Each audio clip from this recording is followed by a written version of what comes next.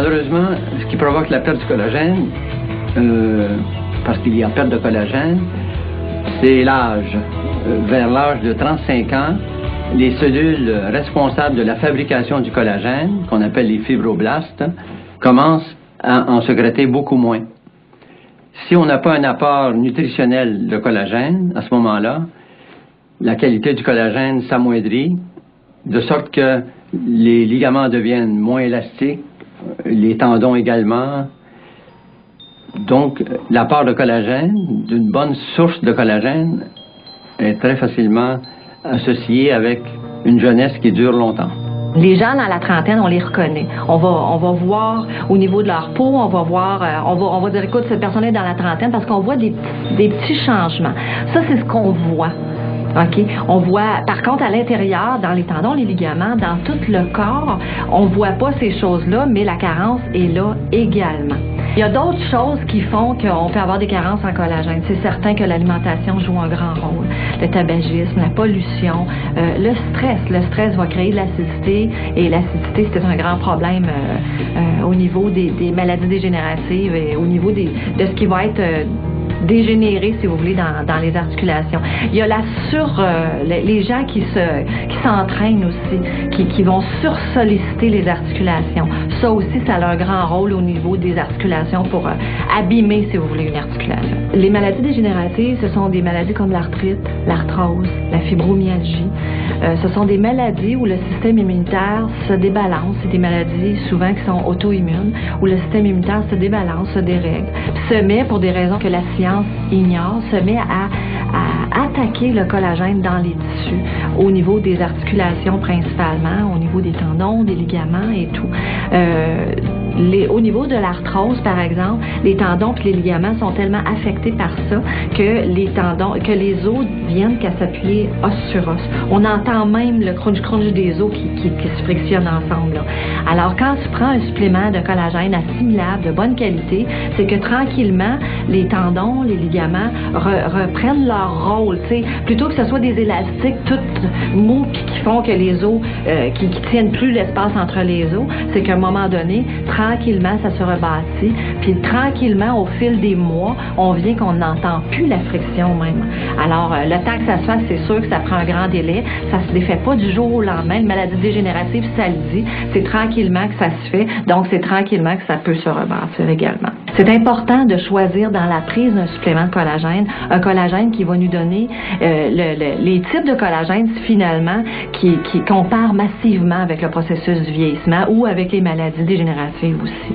Donc, il y a différents types de collagène, puis il y a des collagènes sur le marché qui existent puis qui nous offrent la chance, si vous voulez, de pouvoir combler la carence qu'on va avoir globalement dans tout le corps.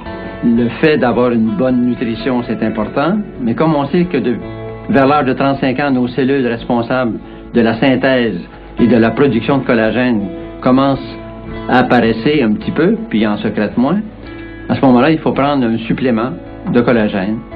Un supplément qui est relativement complet, qui contient les 5 types de collagène et pas uniquement un. Et si ce supplément-là est hydrolysé, il est absorbé à 98%, au lieu d'un collagène non hydrolysé absorbé à peine à 20%. Donc, la prise de suppléments à ce niveau-là maintient notre corps en santé, lui donne toute son élasticité dont il a besoin le plus longtemps possible.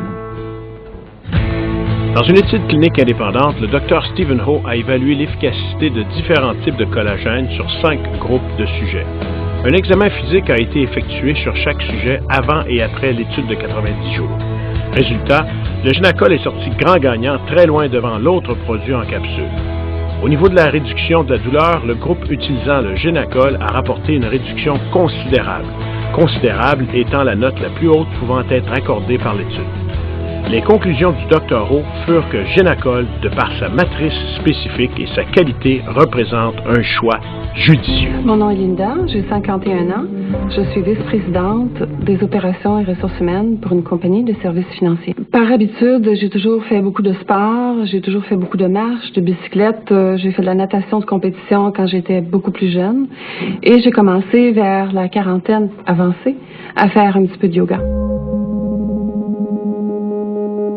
Je recherche un soulagement au stress que j'expérimente tous les jours au niveau du travail, au niveau professionnel. Une meilleure forme physique, je pense, qui est importante pour tous les gens, spécialement quand on est dans la quarantaine, dans la cinquantaine. Une qualité de sommeil améliorée aussi. Et juste le plaisir de jouir de la nature. En 1979, j'ai eu un grave accident. Mon fémur droit a été fracturé, ce qui a forcé une période à l'hôpital en traction assez longue durant 2 mois pour que l'os se répare correctement. Par contre, mon genou droit en a subi les contre-coups. Le genou n'a pas bougé pendant 2 mois. Donc, j'ai perdu une flexibilité assez importante. Mais avec le vieillissement, l'usure, j'imagine, c'est là où est-ce que ça a commencé à vraiment coincer. C'est le seul mot que je peux trouver. Et en 2006, ça a vraiment culminé en une incapacité totale de faire les exercices physiques de base comme la marche. Ce que j'ai essayé de faire à ce moment-là, quand la douleur et l'enflure m'ont empêché toute activité totale, je suis allée voir le médecin pour essayer d'être conseillée là-dessus. La recommandation médicale était évidemment la chirurgie. Ce qui a été diagnostiqué à ce moment-là était une blessure au ménisque de nature chronique, si je comprends bien.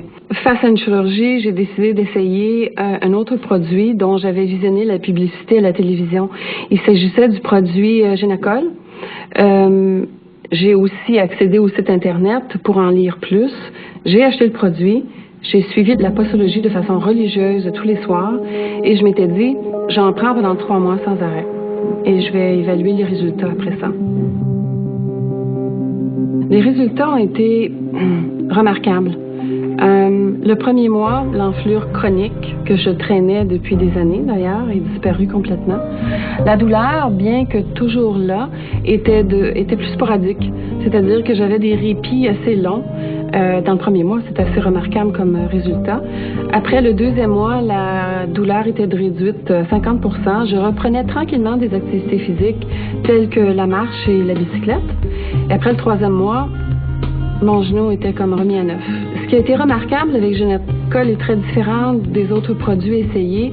Ça a été la rapidité avec laquelle mes symptômes que je traînais depuis des années ont disparu. On ne parle pas d'une blessure qui est récente, on parle d'une blessure qui remonte à 1979, qui ne s'est jamais vraiment résorbée ou corrigée par elle-même. Donc, de prendre un produit à l'intérieur du premier mois, une enflure que je traînais depuis longtemps qui est disparue, après 3 mois, une douleur qui m'empêchait littéralement de fonctionner de façon comme tout le monde fonctionne. C'est assez remarquable. Il n'y a pas de comparaison à mes yeux.